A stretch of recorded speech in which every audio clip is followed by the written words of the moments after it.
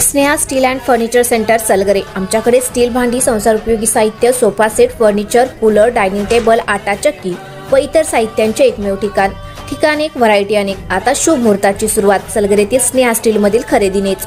वाजवी दर, सजवा फर्निचरने तुमचे घर। सर्व साहित्यावर बजाज फायनान्सची खास सोय उपलब्ध। स्टील भांड्यांना 5 वर्षे गॅरंटी, तर फर्निचर साहित्यास किडवाळीपासून लाईफ टाइम वॉरंटी। खात्रीशीर खरेदीसाठी मिरज पूर्व भागातील एकमेव ठिकाण Sneha steel and furniture centre Salgare.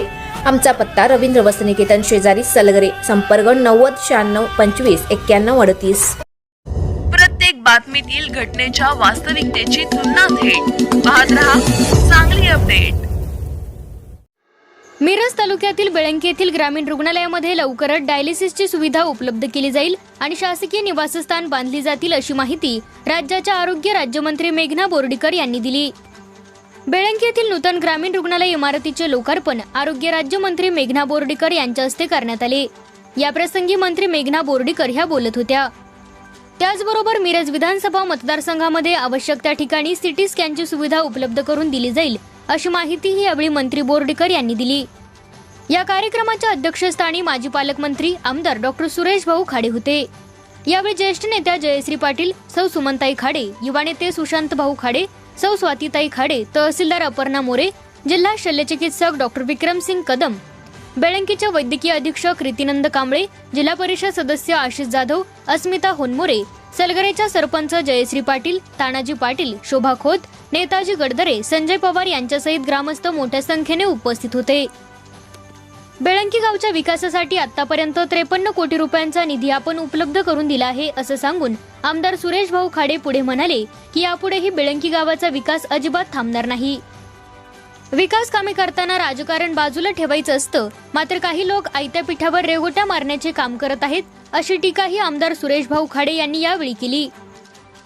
Miraj तालुक्यातील ग्रामीण भागातील नागरिकांना दर्जेदार आरोग्य सेवा उपलब्ध व्हाव्यात या उद्देशाने या 30 खाटांच्या ग्रामीण रुग्णालयाची उभारणी करण्यात आली आहे।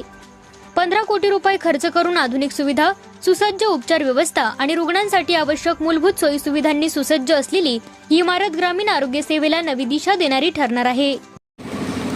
हे 30 खर्च हॉस्पिटल ज्यावेळेला प्रस्ताव करायचा ठरला त्यावेळेला जनरल मध्ये गेलो आम्ही, पण जनरल मध्ये गेल्यानंतर आम्हाला समजलं की ह्यातून जनरल मधून पैसे मिळणार नाहीये। तसा पीए जरा आमचा चाणाक्ष असल्या कारणानं ते म्हटलं भाऊ आपण अनुशेषात जाऊया, पण महाराष्ट्रानं अनुशेषामध्ये महाराष्ट्रातली काही ठराविक गाव घेतलेली आहेत। आम्ही ती लिस्ट काढली, कुठली कुठली गाव आहे बघितली, त्यामध्ये आमचं बेळंकी गाव मिळालं आणि तो प्रस्ताव टाकला। अनुशेषामध्ये पैसे भरपूर असतात, शिल्लक राहिलेले असतात, असे जनरलमध्ये तुमच्याकडे पैसे खूप कमी होतात आणि हा प्रस्ताव टाकला आणि हा प्रस्ताव त्यावेळेला मला वाटतं 2-3 वर्ष 4 वर्ष झाली याला हा प्रस्ताव मंजूर झाला आणि त्यावेळी आम्हाला 16 कोटी रुपये आम्हाला ह्यावेळी त्यावेळी मिळाले। आम्हाला एका छोट्याशा गावामध्ये ग्रामीण रुग्णालय एवढं मोठं उभं राहतं।